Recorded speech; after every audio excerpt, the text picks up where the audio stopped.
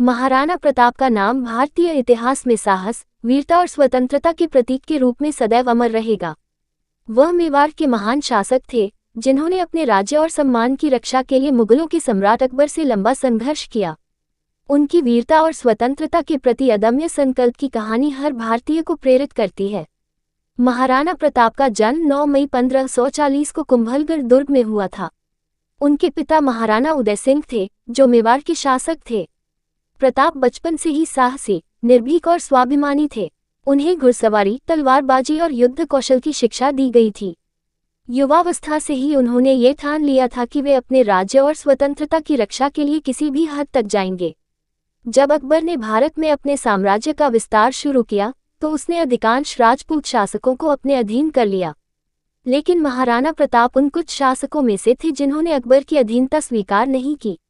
अकबर ने कई बार महाराणा प्रताप को पत्र भेजा, उन्हें अपने साम्राज्य में शामिल होने का प्रस्ताव दिया, लेकिन महाराणा प्रताप ने हर बार इसे ठुकरा दिया।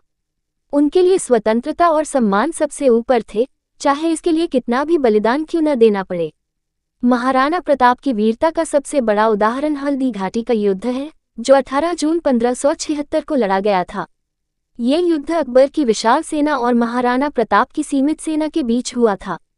अकबर की सेना का नेतृत्व मान सिंह कर रहा था, जो एक राजपूत होते हुए भी अकबर की सेवा में था। हल्दी घाटी का युद्ध इतिहास में अपने साहसिक और अद्वितीय संघर्ष के लिए जाना जाता है। महाराणा प्रताप की सेना में सिर्फ 20,000 सैनिक थे, जबकि अकबर की सेना में 80,000 से अधिक सैनिक थे। लेकिन महाराणा प्रताप ने इस संख्या की कमी को अपनी रणनीति और साहस से पूरा किया। युद्ध के दौरान महाराणा प्रताप अपने प्रसिद्ध घोड़े चेतक पर सवार होकर लड़ रहे थे। चेतक भी महाराणा प्रताप की तरह वीर और वफादार था। जब युद्ध का नतीजा प्रताप के खिलाफ जाने लगा, तो चेतक ने अद्भुत साहस दिखाते हुए महाराणा प्रताप को युद्धभूमि से सुरक्षित बाहर निकाला।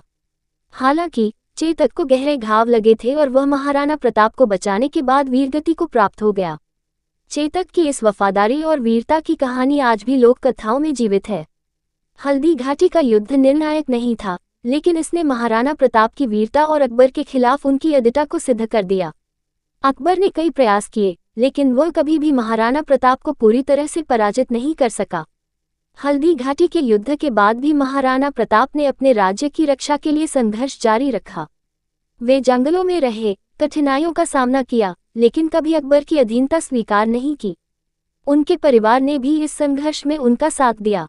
कहा जाता है कि एक समय महाराणा प्रताप और उनके परिवार को घास की रोटियों पर गुजारा करना पड़ा, लेकिन उन्होंने अपने आदर्शों और स्वतंत्रता को कभी नहीं छोड़ा। महाराणा प्रताप की इस दृढ़ता और वीरता ने पूरे भारत में एक मिसाल कायम की। उनका जीवन हमें ये सिखाता है कि अपने अधिकारों और स्वतंत्रता के लिए संघर्ष करना कभी व्यर्थ नहीं जाता। उनके अंतिम दिनों में महाराणा प्रताप ने अपने खोए हुए राज्य के अधिकांश हिस्सों को पुनः प्राप्त कर लिया था। हालांकि 1597 में 57 वर्ष की आयु में उनका निधन हो गया, लेकिन उनकी मृत्यु के बाद भी उनकी स्वतंत्रता और साहस की भावना आज भी जीवित है। महाराणा प्रताप का जीवन हमें बताता है कि कठिन से कठिन परिस्थितियों में भी अपनी स्वतंत्रता और सम्मान के लिए संघर्ष करना चाहिए। उनकी वीरता और बलिदान की गाथा हर पीढ़ी को प्रेरणा देती रहेगी। भारतीय इतिहास में महाराणा प्रताप का स्थान सदैव उच्च रहेगा और उनकी गाथा देश के हर कोने में गूंजती रहेगी।